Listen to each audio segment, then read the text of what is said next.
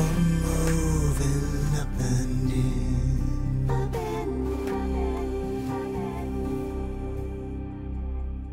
Hello, my name is Steve Kupacek, and I'm author of Up and In, 7 Keys to Unlocking Your Potential.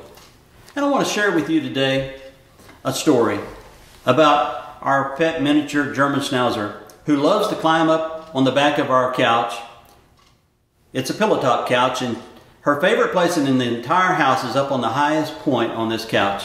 One day I was sitting at this table having breakfast, and I noticed that she was in her favorite place, and in a moment I heard a thud, and I looked. Sure enough, our dog had fallen off the back of the couch and hit the wooden floor with a pretty good impact. She was dazed, and I jumped up and ran to her rescue, checked out all her parts.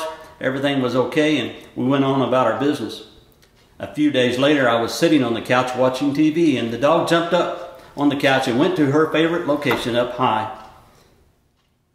I sensed some movement, and then I heard a big thud, and I looked, and sure enough, the dog had fallen off the couch again.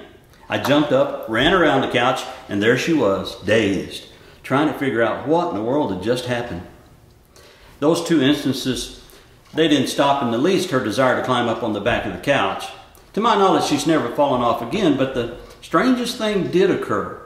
Every time she came to that spot on the floor where she had hurt herself, she would freeze, dare not cross, and begin to bark.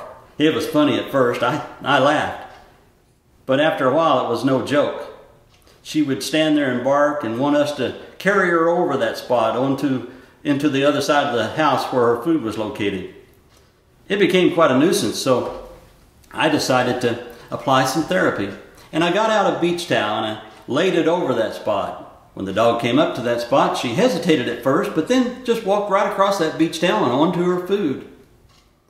But you know, a beach towel is not great living room decor, and it would either slide out of place or get picked up, and every time that happened, she would walk up to that spot on the floor and freeze and bark, refusing to step across.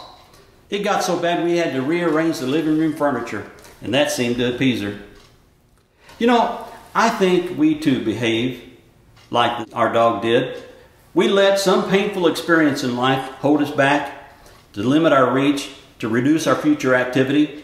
I'll let you consider what those imaginative lines that you dare not cross are, what those mystical barriers that you dare not approach look like for you in your life.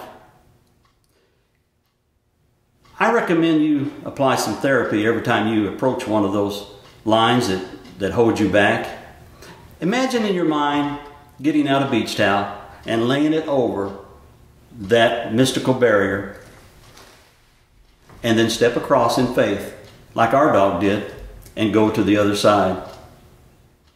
You have more potential than you think you have. You have more potential than you've ever imagined or conceived. And the key to unlocking this potential is the wisdom that you are more than you think.